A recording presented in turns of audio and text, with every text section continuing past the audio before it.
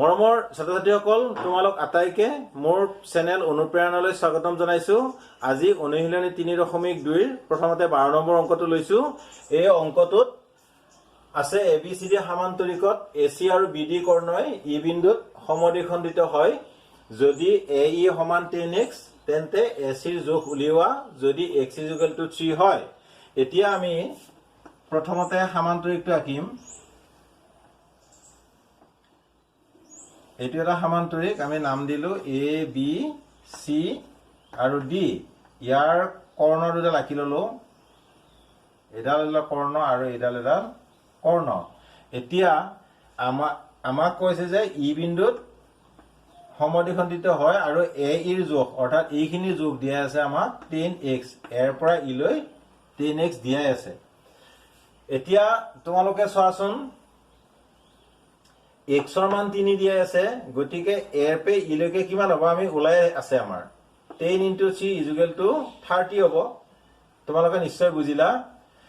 আকৌ আমাক যেহেতু কৈছে যে ই বিন্দুত সমদ্বিখণ্ডিত হয় অৰ্থাৎ এৰ পৰা ইলৈ যিমান ই পৰা চি লৈ সিমান হ'ব।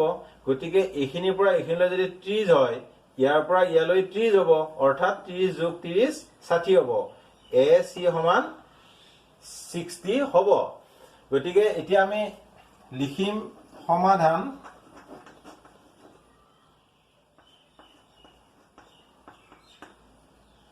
দিয়া আছে AE = 10x আৰু x = 3। এতেকে AE = 10 × 3 = 30। যিহেতু AE = EC, বুজি পালানে তোমালোকে? ই বিন্দুৰ সমদ্বিখণ্ডিত হয় বুলি কৈছিল নহয়, গতিকে AE = EC হ'ব। এতেকে EC = 30 হ'ব। গতিকে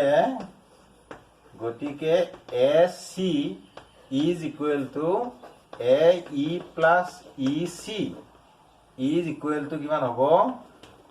30 + 30 = 60। ছাত্ৰ-ছাত্ৰীসকল, মই আকৌ এবাৰ ওপৰে বুজাই দিছো। চোৱা, ইয়াতে AE মানে কিমান কৈছিলে? 10x। ইয়াত x ৰ মান বহাই দিলো, 10 × 3 কিমান হৈ গ'ল? 30 হৈ গ'ল। এতিয়া AE আৰু EC সমান, কাৰণ আমাক কোৱা আছে ই বিন্দুৰ সমদ্বিখণ্ডিত হয়। সমদ্বিখণ্ডিত মানে আছে সমানে দ্বিখণ্ডিত, অৰ্থাৎ দুটা খণ্ড হয়।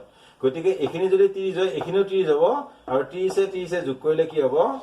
60 হ'ব, অৰ্থাৎ AC সমান 60 পাম। নিশ্চয় তোমালোকে অংকটো বুজি পালা, নহয়নে বাৰু?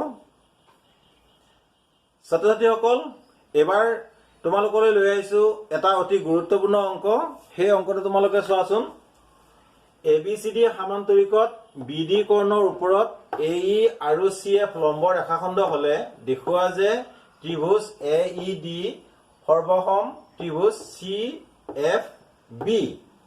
এতিয়া এইটো এটা হৈছে সামান্তৰিক ABCD, ইয়াৰ BD এডাল কৰ্ণ। এতিয়া কৰ্ণৰ ওপৰত এই AE হৈছে লম্ব আৰু CF হৈছে লম্ব। এতিয়া তোমালোকে ইয়াত জানিবলগীয়া কেইটামান কথা আছে, সেই কথাকেইটা মই তোমালোকক প্ৰথমতে কৈ দিব বিচাৰিছো। সামান্তৰিকৰ তোমালোকে জানা এনেকে দুডাল বিপৰীত বাহু সমান্তৰাল হয়, অৰ্থাৎ ইয়াতে এই AD আৰু BC সমান্তৰাল হৈ আছে। এতিয়া সামান্তৰিকৰ যেতিয়া দুডাল সমান্তৰাল ৰেখাত বা যিকোনো দুডাল সমান্তৰাল ৰেখাত যদি অন্য এডাল ছেদকে কাটে, তেতিয়া ইয়াৰ একান্তৰ কোণবিলাক সমান হয়। এইটো কোণ আৰু এইটো কোণ একান্তৰ কোণ, অৰ্থাৎ ইয়াত এই কোণটো, ইফালৰ এই কোণটো আৰু এই কোণটো সমান হ'ব, একান্তৰ কোণ। তোমালোকে বুজিলানে? দুডাল সমান্তৰাল সৰলৰেখাক আন এডাল ছেদকে কাটিলে একান্তৰ কোণবিলাক সমান হয়। এই দুডাল যদি সমান্তৰাল সৰলৰেখা হয়, তেতিয়াহে কিন্তু হ'ব। যদি এই ৰেখা দুডাল এনেকুৱা আৰু এনেকুৱা হয় তেতিয়া একান্ত কোণ দুটা কিন্তু সমান নহ'ব। সেইটো এটা জানিবলগীয়া কথা। গতিকে এই চৰ্ত মতে ইয়াৰ এই কোণটো আৰু এই কোণটো সমান হ'ব। আৰু দ্বিতীয়তে আমি এই জ্যামিতিটোত জানিবলগীয়া কথা হ'ল লম্ব মানে কি। এতিয়া এই BD যিডাল আমাৰ কৰ্ণ আছে, কৰ্ণডালৰ ওপৰত এৰ পৰা আমি ইলৈ যেনেকৈ টানিলো, ই লম্ব বুলি কৈছে, অৰ্থাৎ ইয়াৰ এই কোণটো হ'ব 90 ডিগ্ৰী। লম্ব হোৱা মানে হৈছে কোণটো 90 ডিগ্ৰী হোৱা। গতিকে এই কোণটো 90 ডিগ্ৰী হ'ব, ঠিক তেনেদৰে এই কোণটো 90 ডিগ্ৰী হ'ব। আৰু এটা কথা জানিব লাগে, এই যে সৰ্বসম বা সৰ্বাংগসম বুলি কোৱা হৈছে এইটো ক্ষেত্ৰত চোৱাচোন বাৰু, তোমালোকে দুটা ত্ৰিভুজ দিছে AED, এইটো ত্ৰিভুজ চোৱা AED, অৰ্থাৎ এই ত্ৰিভুজটো মই তোমালোকক এটা কালাৰ কৰি দিছো, ত্ৰিভুজটো এই ত্ৰিভুজটো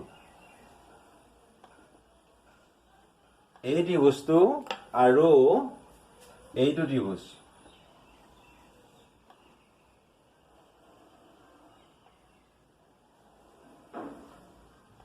এতিয়া এই ত্ৰিভুজটো আৰু এই ত্ৰিভুজৰ ক্ষেত্ৰত যদি আমি সৰ্বাংগসম বুলি প্ৰমাণ কৰিব লাগে, তোমালোকে জানা দুটা ত্ৰিভুজ যদি সৰ্বাংগসম বুলি প্ৰমাণ কৰিব লাগে মিনিমাম 3টা চৰ্ত পুৰা কৰিব লাগে। বাহু বাহু বাহু, বাহু কোণ বাহু বা কোণ কোণ বাহু। এতিয়া আমি সেই চৰ্তকেইটা ইয়াতে চাম কোনটো কোনটো চৰ্ত আমাৰ পুৰা হয়। এতিয়া চোৱাচোন, এই AD বাহু আৰু BC বাহু, অৰ্থাৎ এই ত্ৰিভুজটোৰ AD বাহু আৰু এইটো ত্ৰিভুজৰ BC বাহু সমান, কিয়নো সামান্তৰিকৰ বিপৰীত বাহুবোৰ সমান। এতিয়া আমি লিখিম সমাধান ত্ৰিভুজ AED আৰু ত্ৰিভুজ CFBৰ AD সমান BC। ইয়াৰ কাৰণটো লিখি থৈ দিবা তোমালোকে, সামান্তৰিকৰ বিপৰীত বাহু, এনেকে লিখি থবা। তেতিয়াহ'লে পৰীক্ষকে গম পাব যে তোমালোকে জানা। এংগল AED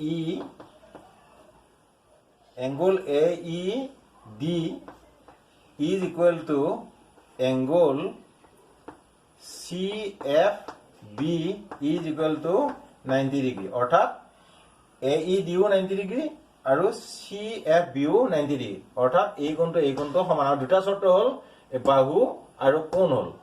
আৰু নেক্সটটো লাগে, আমি এতিয়া নেক্সটটো উলিয়াম কোণ, যিহেতু AD সমান্তৰাল BC, AD ডালে BC ডালে সমান্তৰাল, BD ইহঁতৰ ছেদক এতেকে এংগল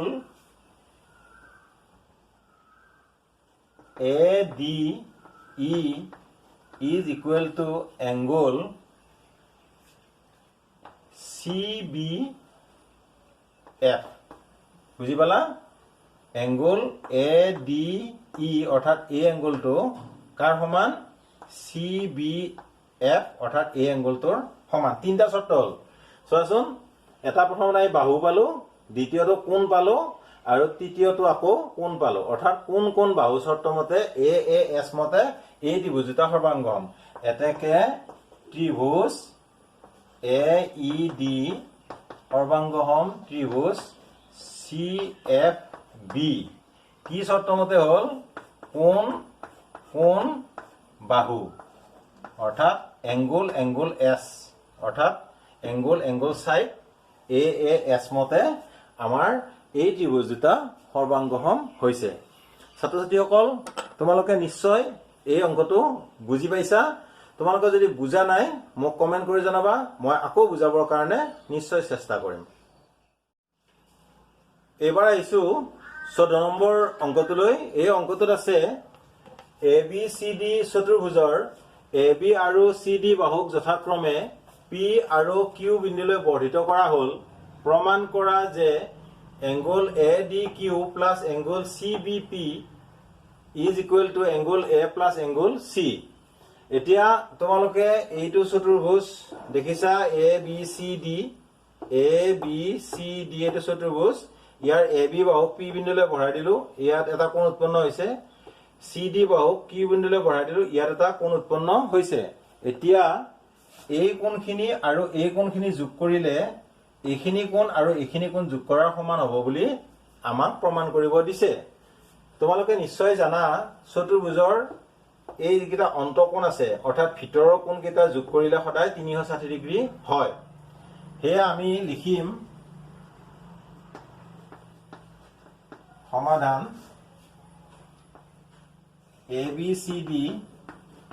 ABCD চতুৰ্ভুজৰ angle A plus angle ABC plus angle C plus angle CDA is equal to 360 degree কিয় আমি এই কোণটো এনেকৈ লিখিছো তোমালোকে বুজিছা কাৰণ এই কোণটো দুটা ভাগ হৈ আছে সেই কাৰণে এই ভিতৰৰ কোণখিনি বুজাবৰ কাৰণে আমি এংগল ABC লিখিছো ইয়াতেও দুটা ভাগ হৈ আছে সেই কাৰণে এইখিনি কোণ বুজাবৰ কাৰণে CDA লিখিছো এতিয়া আমি কি কৰিম এংগল A টো বাৰু এংগল A হৈ থাকিল প্লাস ABC এতিয়া এইখিনি কোণ এই কোণখিনিৰ কাৰণে যেহেতু কোণ দুটা ভাগত ভাগ হৈ আছে দুটা ভাগত ভাগ হৈ আছে তোমালোকে জানা এইখিনি মানে হৈছে 180 ডিগ্ৰী এডাল সৰলৰেখাত যেটো কোণ থাকে এটো হৈছে 180 ডিগ্ৰী এতিয়া এইখিনি কোণ কিমান হ'ব 180 ডিগ্ৰীৰ পৰা এইখিনি বিয়োগ কৰিলে যেটো হ'ব হেতুৱে এইখিনি কোণৰ পৰিমাণ হ'ব angle ABC is equal to 180 degree minus angle CBP ঠিক তেনেদৰে এইখিনি কোণৰ কথা কেনেকৈ লিখিম angle CDA is equal to 180 degree minus এইখিনি কোণ হ'ব আমি কি লিখিম ADQ বুলি লিখিম এটো ADQ angle ADQ বুলি লিখিম এতিয়া এই কথাখিনি ইয়াত আমি ব্যৱহাৰ কৰিম ABC মানে এই যে ABC আছিল Hetuk 180 degree minus angle CBP লিখিলো প্লাস এংগল C এটো এনেকৈ থাকিল আকৌ CDA মানে লিখিম আমি plus 180 degree minus angle ADQ is equal to 360 degree হৈছে এতিয়া বা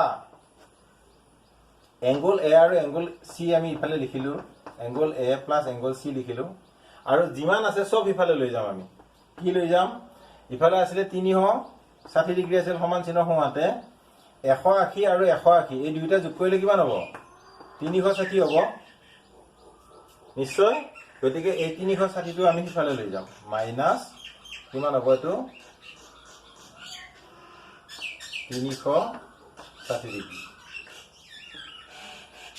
আৰু এটো হ'ব plus angle CBP plus angle ADQ বুজিছা চাই লোৱাচোন এংগল A ইয়াত ৰাখিলো এংগল C টো ইয়াত ৰাখিলো মই কাৰ চিনে দেখুৱাই দিছো তোমালোকক এংগল A ইয়াত ৰাখিলো এংগল C টো আমি ইয়াত ৰাখিলো কিয় ৰাখিম কাৰণ আমাক প্ৰমাণ কৰিব দিছে angle A plus angle C is equal two এইখিনি প্ৰমাণ কৰিব দিছে সেই কাৰণে আমি এটো ইফালে ৰাখিলো আৰু বাকি যিমান কিটা আছে ইফালে লৈ গলো এতিয়া 180 লগত 180 যোগ কৰিলে 360 হয় হেতু ইফালে লৈ গলো মাইনাস এটা মাইনাস 360 ডিগ্ৰী হ'ল এইটো এতিয়া মাইনাস CBP আছিল হিফালে যাওতে সমান চিহ্ন হোৱাতে যাতে প্লাস CBP হ'ল আৰু মাইনাস ADQ আছিল হিফালে যাতে প্লাস ADQ হ'ল এতিয়া 360 আৰু 360 ডিগ্ৰী এই দুটা কেনসেল হ'ব বা কি লিখিম angle A plus angle C is equal to angle CBP plus angle ADQ হৈছে প্ৰমাণ এয়া চোৱা ADQ plus CBP is equal to angle A plus angle C এইখিনি যদি হাল হলনিও হয় তেতিয়া কোনো কথা নাই লিখাৰ লগত একে হ'ব লাগিব মাত্ৰ angle A plus angle C is equal to angle ADQ plus angle CBP আছিল ইয়াতো হে angle A plus angle C is equal to angle ADQ plus angle CBP হৈছে ছাত্ৰ-ছাত্ৰীসকল এই জ্যামিতিটো যথেষ্ট পৰিমাণে গুৰুত্বপূৰ্ণ তোমালোকে দুবাৰ তিনিবাৰ ভিডিওটো চাবা আৰু বুজিবৰ কাৰণে চেষ্টা কৰিবা বুজিব নোৱাৰিলে মোক তোমালোকে কমেন্ট কৰি জনাবলৈ নাপাহৰিবা এবাৰ আহিছো 15 নম্বৰ অংকলৈ ABCD সামান্তৰিকত এংগল A আৰু এংগল B কোণৰ সমদ্বিখণ্ডক যদি O বিন্দুত মিলিত হয় তেন্তে এংগল AOB ৰ যোগ উলিওৱা। এতিয়া ABCD এইটো এটা সামান্তৰিক, ইয়াৰ এই A কোণটোৰ যিটো সমদ্বিখণ্ডক হ'ব এইডাল, অৰ্থাৎ ইফালে আৰু যোৱা নাই, এইখিনিলৈকে ৰখি গ'ল। A কোণৰ সমদ্বিখণ্ডক মানে হ'ল সমানে দুভাগ কৰা যিডাল ৰেখা। ঠিক তেনেকে B কোণৰ সমদ্বিখণ্ডক হ'ল B কোণটোক সমানে দুভাগ কৰা যিডাল ৰেখা সেইটো। এতিয়া এই ৰেখা দুডালে O বিন্দুত যদি মিলিত হয় তেতিয়াহ'লে AOB অৰ্থাৎ এই কোণটো কিমান হ'ব আমাক উলিয়াব দিছে। ছাত্ৰ ছাত্ৰীসকল, তোমালোকে এই জ্যামিতিটো কৰিবৰ কাৰণে দুটা কথা জানিব লাগিব।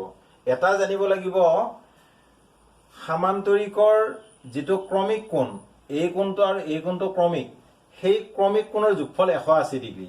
সেইটো তোমালোকে লিখি থব পৰা angle A plus angle B is equal to 180 degree এনেকে লিখি থৈ দিব পাৰা। কিয়নো সামান্তৰিকৰ যিকোনো দুটা ক্ৰমিক কোণ, বা ইয়াতে চোৱা B কোণে C কোণও হ'ব, এইটো B কোণ আৰু এই C কোণ, এই দুটা যোগ কৰিলে 180 হ'ব। C কোণে D কোণে যোগ কৰিলে 180 হ'ব, D কোণে A কোণে যোগ কৰিলেও 180 হ'ব।